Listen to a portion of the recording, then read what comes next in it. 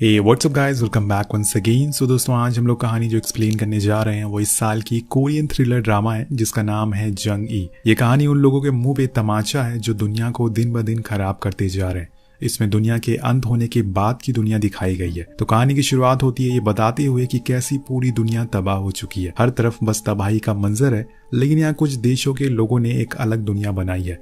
उन्हीं में से एक साउथ कोरिया भी है जिसका औरों की तरह बहुत ही बुरा हाल है। ये सब असल में ग्लोबल वार्मिंग की वजह से हुआ है। लोगों की गलतियों की वजह से आज ये सब हो रहा है। इसी दौरान हम कहानी के लीड कैरेक्टर जंग ई को देखते हैं जो कुछ लोगों से लड़ाई कर रही है, पर असल में ये लोग नहीं बल्कि रोबोट्स हैं जिन्हें हर रोज जंग से लड़वाया जाता है। पर यहाँ भी एक ट्विस्ट आता है जब हमें पता चलता है कि जंग भी इंसान नहीं है, वो असल में एक एआई रोबोट है जिसके अंदर बस इंसानी दिमाग लगा हुआ है। तो इस लैब के लोग उसे हर रोज लड़वाते हैं ताकि वो उन्हें नीचे भेज सकें और दूसरे देशों से लड़ने के लिए। लेकिन जंग हर बार एक ही जगह पे आके अटक जाती है और वो हार मान जाती है, जिसके बाद उन्हें फिर से एक नई रोबोट को बनाना पड़ता है। लेकिन अभी तक इन्हें कामयाबी हासिल नहीं हुई है। तो अगले सीन में हम सी नाम की लेडी को देखते हैं जो इस क्रोनाइड नाम की कंपनी में या फिर लैब में काम करती है।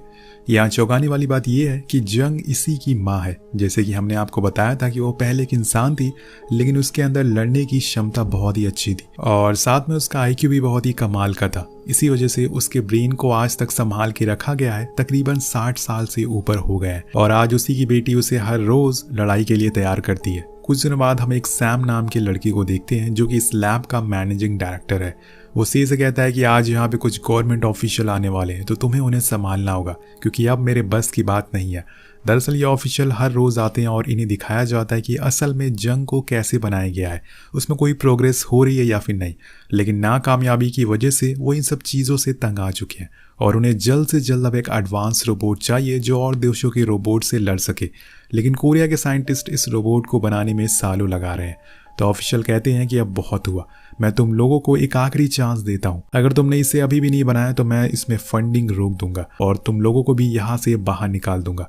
इसके बाद सैम आकर से को धमकाना शुरू करता है, लेकिन बस मजाक में ही, कि अगर तुमने जंग को जल्दी नहीं बनाया तो मे भी कुछ दिनों बाद तुम्हें भी ऐसे ही किसी लैब में टेस्ट करा जाएगा, सेम तुम्हारी माँ की तरह। वहीं दूसरी तरफ हम जंग को देखते हैं जो अब होश में आ चुकी है, लेकिन ये उसका दूसरा नया वाला क्लाउन है जिसका बस ऊपर का हिस्सा ही बना हुआ है। अब एक साइंटिस्ट उसके ब्रेन में कुछ इंजेक्ट कर रहा होता है जिससे उसे काफी पेन होता है क्योंकि उसके अंदर अभी भी फीलिंग इमोशन इंसानों वाली है। लेकिन तभी वहां से पहुंच जाती है। उसे अपनी माँ की ऐसी हालत में देखकर अच्छा नहीं लगता। कुछ भी हो, लेकिन है वो उसकी बेटी है, तो वो इस प्रोसेस को रोकने को कहती है और इसके बाद उसके ब्रेन को निकाल लिया जाता है। काम खत्म होने के बाद वो अपने घर जा रही थी कि एक मेंबर आकर उससे कहने लगता है कि मैं आपकी माँ का बहुत बड़ा फैन हूँ, वो क्या लड़ती थी और उन्होंने एक वॉर में बहुत से लोगों को मार गिराया था। तो से कहती है कि मेरी माँ को कभी जंग पसंद नहीं थी, उन्होंने ये काम असल में एक मजबूरी में शुरू किया था और वो मजबूरी मैं थी। जब मैं छोटी थी तो मुझे ब्रेन ट्यूमर था जिसके लिए उनके पास पैसे नहीं थे। उन्होंने मेरे लिए जंग लड़ी और फिर उन पैसों से मेरी सर्जरी करवाई। लेकिन अफसोस कि जब मैं ठीक हुई तो उनकी मौत हो चुकी थी। इसके बाद वो ट्रेन में बैठ जाती है और यहाँ में पहली बार कोरिया शहर का मंजर दिखाया जाता है। चारों तरफ बस तबाही थी,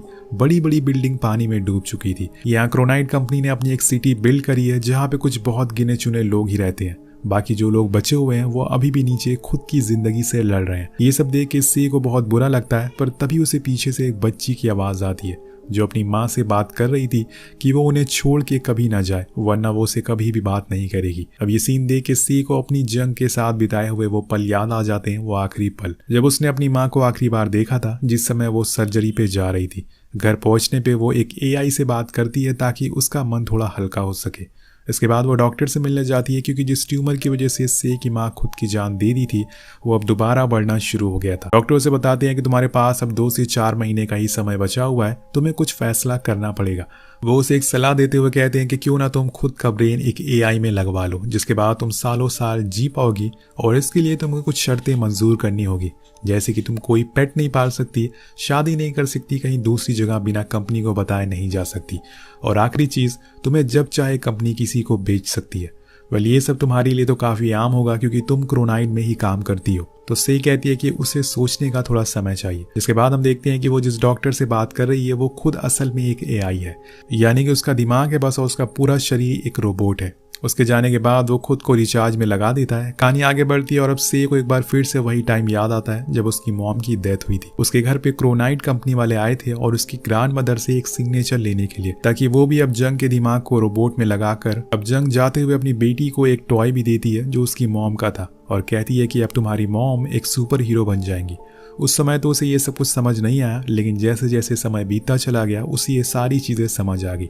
अब देखो वो अपनी मॉम की टेस्टिंग कर रही है। इसके बाद वो अपनी मॉम की बॉडी के पास जाती है जिसका आज तक संभाल कर रखा गया था। वो उन्हें देखकर थोड़ा इमोशनल भी हो जाती है। वहीं दूसरी तरफ हम देखते हैं कि एक नया एआई रोबोट बनाया गया है, उसमें अब जंग के ब्रेन को फिक्स करा जा रहा है।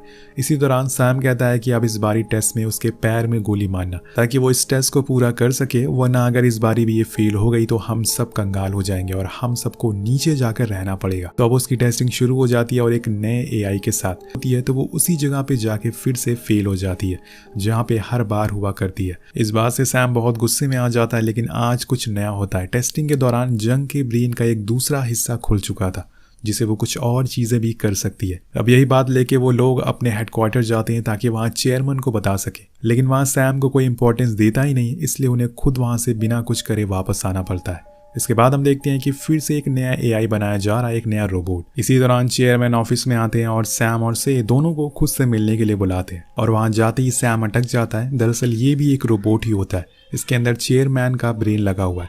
उन्होंने इसे स्विच ऑफ करा जैसे ही वो अंदर आया था, जिसके बाद वो से कहते हैं कि अब तुम उन सारे रोबोट्स को बनाना बंद कर दो। और वो से कहता है कि तुम उन सारे रोबोट्स को बंद कर दो और जंग वाले प्रोजेक्ट को भी बंद कर दो, क्योंकि जंग खत्म हो चुकी है तो किसी भी रोबोट का अब कोई काम नहीं है। और हाँ, जो रोबोट बन चुके हैं उन्हें घर के कामों के लिए फंक्शनिंग कर दो जिसे वो वेस्ट ना हो। इसके बाद चेयरमैन सैम को ऑन कर देता और वो कहता है कि इससे अपनी मॉम का प्रोजेक्ट जारी रखना चाहती है, क्यों ना हम बस एक आखिरी बार टेस्ट करके देख ले। तो वो मान जाता है और जंग को एक बार फिर से लड़ाई के लिए भेजा जाता है, लेकिन हर बार की तरह वो इस बारी भी हार मान जाती है। अब उसी जगह पे आकर अटक जाती है। ये देखकर सैम बहुत गुस्से में आ जाता है और वो उसके एक हाथ को काटने लगता है, उसे तकलीफ देने लगता है। वेल, जंग के अंदर एक इंसानी दिमाग था तो उसे दर्द महसूस होता था और ये सारी चीजें से देखी नहीं जाती। वो उसे बंद कर देती है, जिससे सैम गुस्से में आ जाता है और उसके ऊपर ही बंदूक तान देता है। पर तभी चेयरमैन उसे बुला लेता है और उसे जाना पड़ता है। अगले सीन में वो अंदर जाकर अपनी मॉम के सारे डेटा को कलेक्ट कर लेती है, क्योंकि आज ये प्रोजेक्ट बंद होने वाला है। इसी दौरान उसके चेस्ट में दर्द होने लगता है, यानी कि वो ट्यूमर अब बड़ा होने लगा है। तभी अचानक से कुछ आवाजें आती है जो इसकी मॉम की थी, तो वो चेक करने जाती है और उसे दिखता है कि एक एम्प्लॉय के रूम में उसकी मां को रोबोट को खड़ा करा गया, जिसे कुछ पहनाया नहीं गया था और अब इसे ऐसे ही मार्केट में बेचा जाएगा। ये देखकर से बहुत ही गुस्से में आ जाती है और उस एम्प्लॉय को मारने लगती है, पर वो कहता है कि ऊपर से हमें ऑर्डर आया ऐसा करने के लिए, इसमें मेरी कोई भी गलती नहीं है। इससे उन लोगों को काफी अच्छा प्रॉफिट होगा, इसलिए वो इसे ऐसे ही बेचना चाहते हैं। और वो उसे बताता है कि जंग ने ब्रेन देने से पहले उन सारी शर्तों को माना था और उन शर्तों में ये भी शामिल थी, उनकी बॉडी को कोई भी यूज कर सकता है। तो से उसे छोड़ देती है और वहां से चली जाती है। सीन कट होके पहुंचता है सैम पे, जो चुपचाप लेटा हुआ था। उसे बुरा लग रहा था कि उसने जंग को एक अच्छा रोबोट नहीं बना पाया और अब इस प्रोजेक्ट को बंद करने जा रहा है। तभी वहां से पहुंच जाती है। वो एक बार फिर से जंग को एक्टिव कर देती है और उसके ब्रेन के दूसरे सेक्शन को ओपन करने की कोशिश करती है और वो खुल भी जाता है। और उसके बाद जंग सबसे पहले अपनी बेटी के बारे में पूछती है कि क्या उसकी सर्जरी हो गई है, अब वो कैसी है। तो से जवाब देती है कि अब वो ठीक है। जंग कहती है कि उसने मुझे एक गुड लक डॉल भी दी थी, लेकिन वो मैंने पता नहीं कहाँ गुम कर दी, जिसकी वजह से मैं ये जंग हार गई और तब से लेकर मैं सारी जंगें हारी जा रही हूँ। और यहाँ में पता चलता है कि जब भी वो उस डॉल को देखती थी, अपनी बेटी की डॉल को, वो रुक जाती थी, इसलिए वो बार बार फेल हो रही थी।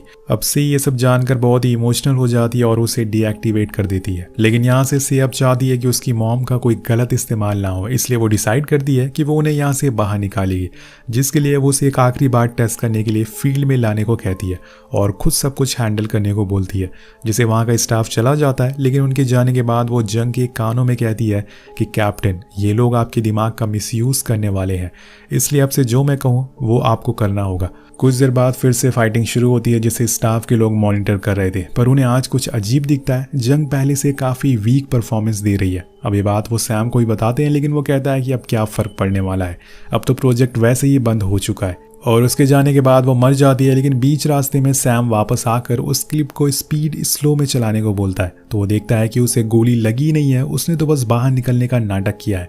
इसी बीच इमरजेंसी लाइट ऑन हो जाती है क्योंकि जंग अब बाहर भागने लगी थी। जैसे कि से ने उसे करने को कहा था, वो सबसे लड़ते हुए बढ़ती रहती है।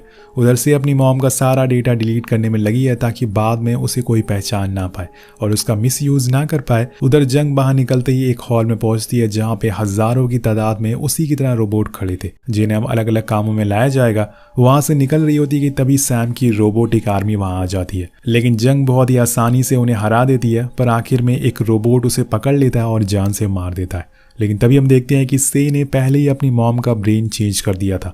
जैसे ही वो अभी भी जिंदा है, अब से अपनी माँ को लेकर ट्रेन में बैठ जाती है, लेकिन असली लड़ाई यहाँ से शुरू होती है। से यहाँ तक पहुंच गया था, उसे पता चल गया था कि वो उसे लेकर कहाँ जा रही है, पर यहाँ लड़ने से पहले वो सबसे पहले से को गोली मारता है जिससे वो साइड में गिर जाती है। लेकिन तभी जंग आकर उसे मारने लगती है और इस लड़ाई में उसकी एक आंख फूट जाती है। तब वो पहली बार खुद को मिरर में देखता है और उसे पता चलता है कि वो भी एक रोबोट है, यानी कि वो भी उड़ उड़ के मार सकता है। जिसके बाद क्या होना था, वो दोनों आपस में बहुत देर तक लड़ते हैं। कुछ रोबोटिक्स आर्मी वाले भी वहां आ जाते हैं जिन्हें जंग बहुत ही आसानी से मार डालती है, पर असली लड़ाई उसकी और सैम के बीच में होती है। वो उसे पूरी टक्कर दे रहा था, पर एक समय आता है जब ट्रेन जाकर एक दूसरी ट्रेन से टकरा जाती है जिसमें दोनों लटक जाते हैं। हालांकि से अपनी मां को बचा लेती है, लेकिन सैम नीचे गिर जाता है और तब तक वहां पर पुलिस भी आ चुकी थी। इसलिए से अपनी मॉम से कहती है कि अब आप यहाँ से भाग जाइए, वरना ये लोग आपको फिर से कैद कर लेंगे। जाने से पहले जंग उसे उसी तरह से गले लगाती है जैसे वो अपनी बेटी को बचपन में लगाती थी। अब यहाँ पर दोनों इमोशनल हो जाते हैं, जिसके बाद वो जंगल की ओर भागने लगती है और भागकर एक ऊंची जगह पर जाकर खड़ी हो जाती है और देखती है कि ये दुनिया कितनी खूबसूरत है, लेकिन हम उसे बर्बाद करते जा रहे हैं। और कुछ इसी तरह से ने अपनी मॉम की जान बचा ली और इसी के साथ ये कहानी भी यहीं खत्म हो जाती है। वेल, आपको ये कहानी कैसी लगी नीचे कमेंट करके जरूर बताएगा। मिलते हैं आपसे वीडियो में। Thank you so much watching. Peace out.